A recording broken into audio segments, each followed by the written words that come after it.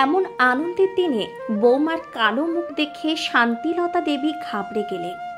নিশ্চিত অয়স্কান্তর সঙ্গে ক্যাচাল বাঁধিয়েছে, নইলে কিপটেমি করে কিছু কম কিনেছে ছেলে।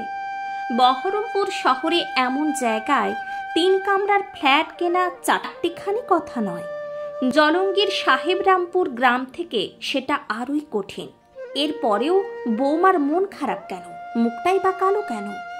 আজ শুভ দিন, ফ্ল্যাটটাও সাজানো হয়েছে বেশ সুন্দর করে। গৃহপ্রবেশ বলে কথা, এই দিনে এমন কাণ্ড? বেশ চিন্তায় পড়লেন শান্তিলতা দেবী। বৌমার বাপের বাড়ি থেকে অনেক মানুষ এসেছেন, ছোট বোনকে পর্যন্ত আনিয়েছে করিমপুর থেকে। সাহেবরামপুর থেকেও অনেকে পৌঁছেছেন। খাওয়া দাওয়ার ব্যবস্থাও ভালো, ত্রুটি কোথাও নেই। কিন্তু বৌমার মুখ এমন হাড়ির মতো কেন, এটা শান্তিলতা দেবী কিছুতেই বুঝতে পারছেন না। নিশ্চিত কোনো ঝামেলা বাঁধিয়েছে। শান্তিলতা দেবী একবার ভেবেছিলেন বৌমাকে জিজ্ঞেস করবেন অয়স্কান্ত কোনো ফ্যাচাং বাঁধিয়েছে কিনা, কিন্তু বাড়ি ভরা লোক, সকলে কি ভাববে? একেবারে প্রথম দিন কোনো বিতর্কিত প্রশ্ন উঠুক একেবারেই চাননি তিনি। অনেকদিন থেকেই ঠাকুরকে ডাকছেন যেন ভালোই ভালোই শুভ কাজটা মিটে যায়। এর মধ্যেই আবার একটা নাগাদ শান্তিলতা দেবীর 3 বান্ধবী হাজির। Berhampore Lipika memorial girls high স্কুলে একসঙ্গে পড়তেন এক সময়। হরিহর আত্মা ছিলেন তারা।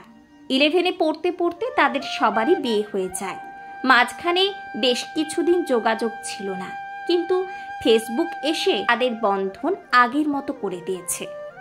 এখন রীতিমতো মাঝে মাঝে ভিডিও কল করে নবযৌবন উপভোগ করে 4 বান্ধবী।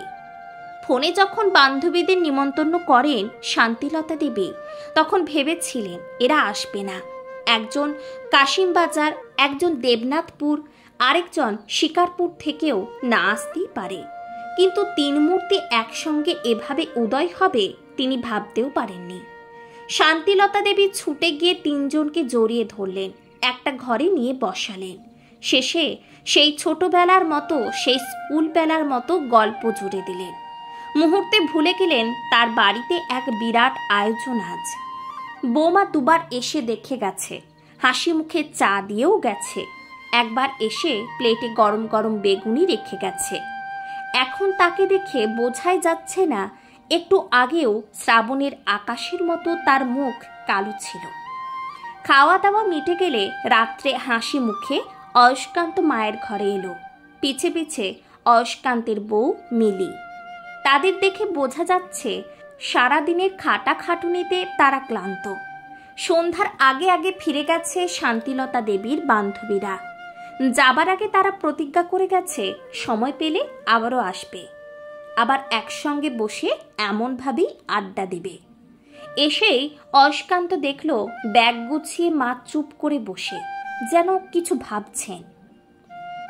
সে এগিয়ে গিয়ে একগাল হেসে মাকে বলল, এ ঘরে তুমিই থাকবে মা, দক্ষিণ দিকের ওই ব্যালকনিতে বসে বসে পান খাবে আর ফাঁকা মাঠ দেখবে, মাঠের ফসল দেখবে। বহরমপুরের যেখানটাতে পাসপোর্ট অফিস, তার আশেপাশটা এখনো বেশ ফাঁকা। অনেক ফ্ল্যাট থেকেই দূরের গ্রাম দেখা যায়, ফাঁকা মাঠ দেখা যায়। এই ফ্ল্যাটটিও তেমনই। শান্তিলতা দেবী ছেলের কথায় অত্যন্ত খুশি হলেন। উঠে দাঁড়িয়ে হেসে বললেন, ছেলে আমার সোনার টুকরো। এরপর মিলির দিকে তাকিয়ে বললেন, বৌমার মতো মেয়ে আজকালকার দিনে পাওয়া যায় না। পরক্ষণে শান্তিলতা দেবী কি যেন একটু ভাবলেন, উদাসী হলেন।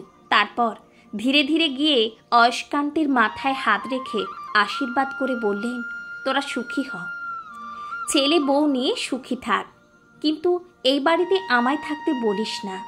অয়স্কান্ত মায়ের দৃঢ় মুখখানির দিকে তাকিয়ে অবাক চোখে চেয়ে বলল, মানে আবার কি? বাড়িটাতে তোরা স্বাধীনভাবে থাক। অয়স্কান্ত পূর্বের মতো অবাক চোখে বলল, স্বাধীনভাবে থাকবো মানে? আমি কি পরাধীন নাকি? আর তুমি থাকবে কোথায়? শান্তিলতা দেবী আরেকবার নতুন করে হেসে বললেন, কেন, গ্রামের বাড়ি। তাছাড়া তোর পাশেই আমিও একটা ফ্ল্যাট কিনবো ভাবছি, 1 কামরার, একেবারে নিজের জন্য, আমার জন্য। তোর বাবা তো অনেক টাকা রেখে গিয়েছিলেন আমার সুখের জন্য, সেই টাকায় স্বাধীনতা সুখ কিনব। সে তুমি পরে কিনো, কিন্তু ব্যাগ গুছিয়ে এখন কোথায় যাচ্ছ? শান্তিলতা দেবী আরেকবার হাসলেন, পিছিয়ে ব্যাগের কাছে গিয়ে তা কোলে তুলে নিয়ে বললেন, তোকে না জানিয়েই পাশে একটা হোটেল ভাড়া নিয়েছি, ওখানে আজকে রাতটা থাকবো। বাড়ি থাকতে হোটেলে থাকবে? আমার সম্মান থাকবে? আমার কি স্বাধীনভাবে থাকার কোনো অধিকার নেই রে অয়স্কান্ত? একটু থেমে শান্তিলতা দেবী আবারও বললেন, আজকে রাতটা তোরা নিজেরা কাটা, নিজেদের মতো, দেখবি ভালো লাগবে। স্বাধীনতার একটা আবছা অনুভূতি পাবে, যেটা আমি পাইনি। সেটা থেকে তোকে বঞ্চিত করতে চায় না, তোর স্ত্রীকেও বঞ্চিত করতে চায় না। আর সকালে উঠে যদি মন থেকে মনে হয় আমি কোনো ভুল করেছি, আমাকে জানাস, চলি। বলেই শান্তিলতা দেবী ঘর থেকে বেরিয়ে ধীর পায়ে এগিয়ে চললেন ঘরের বাইরে, আর এক নতুন ঘরের ঠিকানায়, নতুন সুখের ঠিকানায়।